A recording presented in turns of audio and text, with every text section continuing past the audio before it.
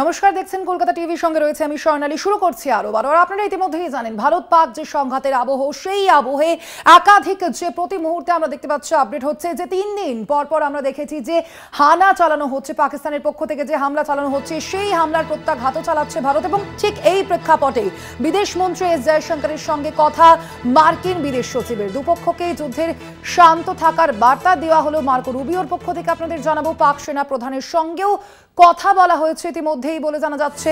বিদেশ মন্ত্রী এস জয়শঙ্করের সঙ্গে কথা বলেছেন মার্কিন বিদেশ সচিব। মার্কিন বিদেশ সচিব এ বিষয়ে কথা বলেছেন, দুপক্ষকেই যুদ্ধে শান্ত থাকার বার্তা দেওয়া হয়েছে। আরো বিস্তারিত জানবার প্রসঙ্গে আমাদের সঙ্গে এই মুহূর্তে নিউজ রুম থেকে রয়েছেন কলকাতা টিভির পলিটিক্যাল এডিটর আশিস চট্টোপাধ্যায়। আশিস দা, আমরা দেখতে পাচ্ছি একের পর এক যে পাক হানা চলছে এবং সেই হামলার একেবারে যোগ্য জবাব দেওয়া হচ্ছে ভারতের পক্ষ থেকে, এবং সেই আবহেই বিদেশ সচিব অর্থাৎ মার্কিন বিদেশ সচিবের সঙ্গে ভারতের বিদেশ মন্ত্রীর এই কথা কতটা সিগনিফিকেন্ট? দেখো, মার্কিন অবস্থানের মধ্যে একটা সূক্ষ্ম পরিবর্তন লক্ষ্য করা যাচ্ছে।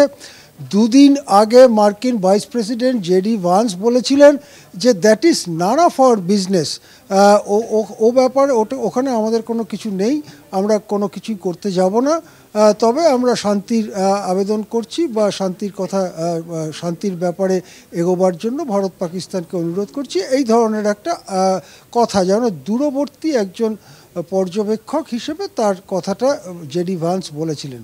আজকে মার্কো রুবিও যে সুরে কথা বলেছেন তাতে আরও কনসার্ন, মানে that is our business, one of the business, এরকম মনে হচ্ছে যে মার্কিন যুক্তরাষ্ট্র উদ্বেগ দেখাচ্ছে এবং মার্কিন যুক্তরাষ্ট্র দ্রুত দুই দেশকে এসকালেশন না করে যুদ্ধের তীব্রতা কমিয়ে আনার কথা বলছে এবং সেই ব্যাপারে মার্কিন যুক্তরাষ্ট্র যে কিছু করতে আগ্রহী সেরকমও ইঙ্গিত পাওয়া যাচ্ছে।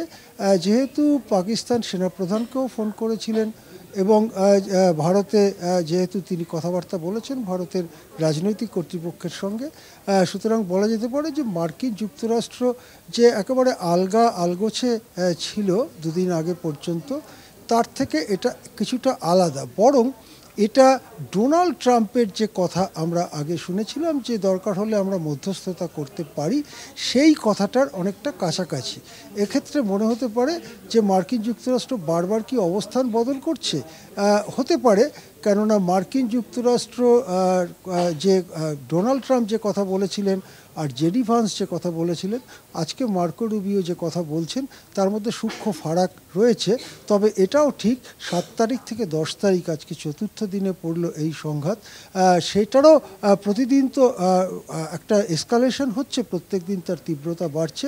সুতরাং সেই অনুযায়ী গতকাল যা বলেছিলাম, গত পরশু যা বলেছিলাম সেটাই আজকে বলতে হবে, এরকম তো করা যায় না। বাস্তব অবস্থা দেখে অবস্থান একটু বদলও করতে হয়। সম্ভবত মার্কিন যুক্তরাষ্ট্র সেই অবস্থান বদলটাই করেছেন। আসলে একটা প্রশ্ন জিজ্ঞেস করবো এই প্রেক্ষাপটে যে মার্কিন যুক্তরাষ্ট্র আপনি যেমনটা বলছেন যে হয়তো কোথাও গিয়ে একটা মধ্যস্থতা করতে চাইছে, সেই মধ্যস্থতা কি ভারত মেনে নেবে? এটা খুব গুরুত্বপূর্ণ প্রশ্ন, কেননা এই যে সংঘাতটা হচ্ছে সেটা মূলত সন্ত্রাসবাদের বিরুদ্ধে সংঘাত এবং পাকিস্তান সন্ত্রাসবাদকে মদদ দেয়, এই কথাটা মার্কিন যুক্তরাষ্ট্র স্বীকার না করে নিলে এই মধ্যস্থতার কি মানে হতে পারে? এইটা তো মানে খানিকটা গায়ে মানে না আপনি মোড়লের মতো ব্যাপার হয়ে যায়। পাকিস্তান সন্ত্রাসবাদকে মদদ দেয় এবং সেটি সন্ত্রাসবাদের মদতদাতা রাষ্ট্রে পরিণত হয়েছে, এই জায়গাটা তো আসতে হবে মার্কিন যুক্তরাষ্ট্রকে, কেননা মার্কিন যুক্তরাষ্ট্র তো দেখতে পাচ্ছে সব পাথুরে প্রমাণ তুলে দেওয়া হয়েছে তাদের কাছে। এই জায়গাটায় যদি মার্কিন যুক্তরাষ্ট্র অবস্থান না নেয় তাহলে ভারতের পক্ষে এই ধরনের মধ্যস্থতা মেনে নেওয়া কঠিন। একেবারেই আশিস দা, আপাতত সঙ্গে থাকুন, আপনি আমাদের সঙ্গে রয়েছেন কলকাতা টিভির পলিটিক্যাল এডিটর আশিস চট্টোপাধ্যায়।